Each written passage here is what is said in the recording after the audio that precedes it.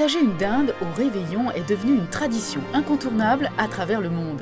Mais d'où vient cette coutume? Depuis quand existe-t-elle? Bienvenue dans un nouvel épisode des Fêtes de Noël pour la petite histoire.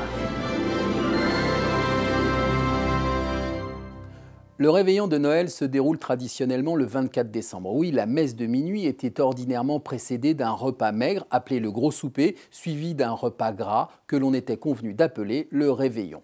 Ce repas avait sa raison d'être par la suite du jeûne de la veille, de la privation de sommeil, de la longueur des offices de la nuit et des fatigues de la route parcourue pour venir à l'église. Il était donc de tradition de festoyer à Noël avec plusieurs entrées chaudes et froides et surtout d'avoir un plat à base de volaille. Oui, jusqu'à l'arrivée sur nos tables de la devenue mythique dinde, on mangeait essentiellement des oies, car elles représentaient l'oiseau solaire qui garantissait protection et prospérité à ceux qui en mangeaient.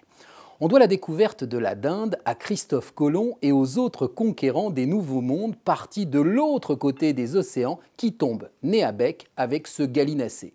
Au XVe siècle, cette volaille n'existe pas en Europe. Les conquistadors la décrivent d'ailleurs ainsi. Des poules grosses comme des paons, avec des plumes comme une sorte de laine. Et tout naturellement parce que les colons pensaient avoir accosté en Inde. Ils revenaient donc sur le vieux continent avec la poule d'Inde qui, au fil des ans, est devenue simplement une dinde.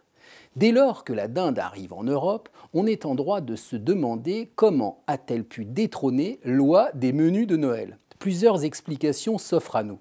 Tout d'abord, la dinde représentait un volatile exotique qui, du fait de sa rareté, devait être dégusté en temps de grandes fêtes. Les premières dindes mangées en France sont attestées en 1549 lors d'un banquet donné à Paris en l'honneur de Catherine de Médicis et en 1570 lors du banquet de noces du roi Charles IX. Une explication plus pragmatique tient au fait que la dinde, étant plus grosse que le poulet et moins onéreuse que l'oie, était donc le compromis parfait pour nourrir toute une famille rassemblée pour une fête comme Noël. Une dernière explication, celle-ci plus poétique, fait entendre que cette tradition s'est popularisée bien plus tard sous l'influence de Charles Dickens et de son très populaire Cantique de Noël paru en 1843 et dans lequel il cite la dinde de Noël.